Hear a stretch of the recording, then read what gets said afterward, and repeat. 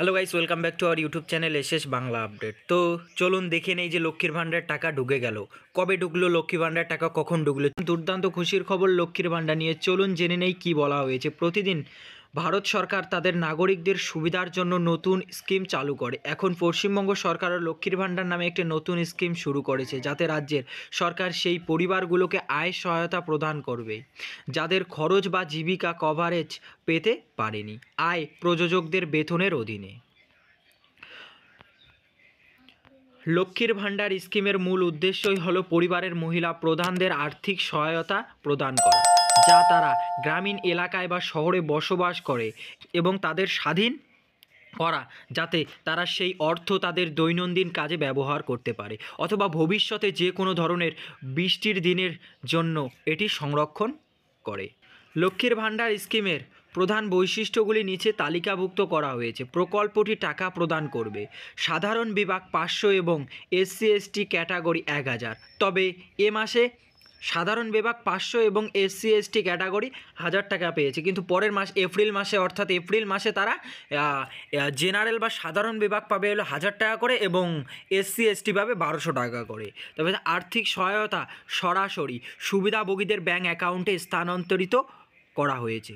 সমস্ত নাগরিক এই স্কিমের জন্য আবেদন করতে পারেন যারা সরকারের চাকরি করছেন বা কেন্দ্রীয় বা রাজ্য সরকার যাই হোক না কেন সরকারের চাকরি করতে ব্যবহৃত হয়।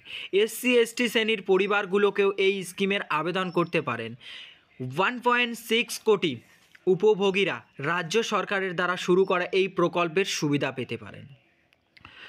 পশ্চিমবঙ্গ সরকার রাজ্যের সমস্ত জেলায় দুয়ারে সরকার ক্যাম্প স্থাপন করেছে, যেখানে মহিলারা এসে লক্ষ্মীর ভাণ্ডার স্কিমের আবেদনপত্র নিতে পারেন।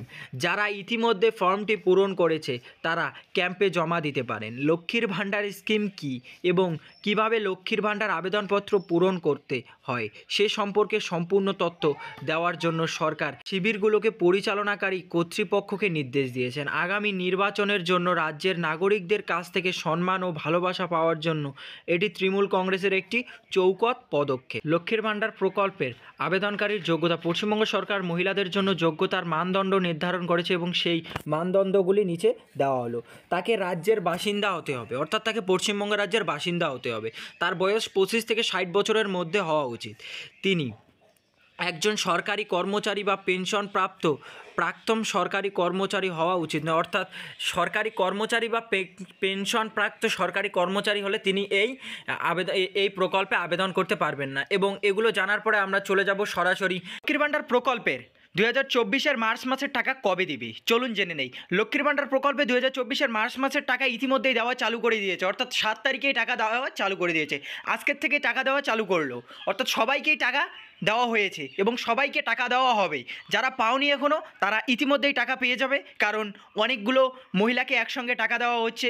তাই হয়তো কারো অ্যাকাউন্টে আগে ঢুকেছে, হয়তো বা কারো অ্যাকাউন্টে পরে ঢুকবে, টেনশনের কোনো কারণ নেই, তোমরা টাকা পেয়ে যাবে, আজকের মধ্যেই টাকা পেয়ে যাবে। যাদের মার্চ মাসের টাকা আন্ডার প্রসেসে আছে, টেনশনের কোনো কারণ নেই, তাদের আন্ডার প্রসেসে আছে, তাদের টেনশনের কোনো কারণ নেই। ইতিমধ্যে তাদের ব্যাঙ্ক অ্যাকাউন্টে হয়তো বা টাকা ঢুকে গিয়েছে, নয়তো বা টাকা ঢুকেনি, কিছুক্ষণের মধ্যে টাকা ঢুকে যাবে। তাহলে বন্ধু, যদি ভিডিওটা আপনাদের কোনো উপকৃত হয়ে থাকে তাহলে একটা লাইক করে, চ্যানেলটাতে নতুন হয়ে গেলে সাবস্ক্রাইব করে বেল নোটিফিকেশন অল করে রাখুন। ভাই, দেখা হবে নেক্সট এরকম দুর্দান্ত ভিডিও নিয়ে।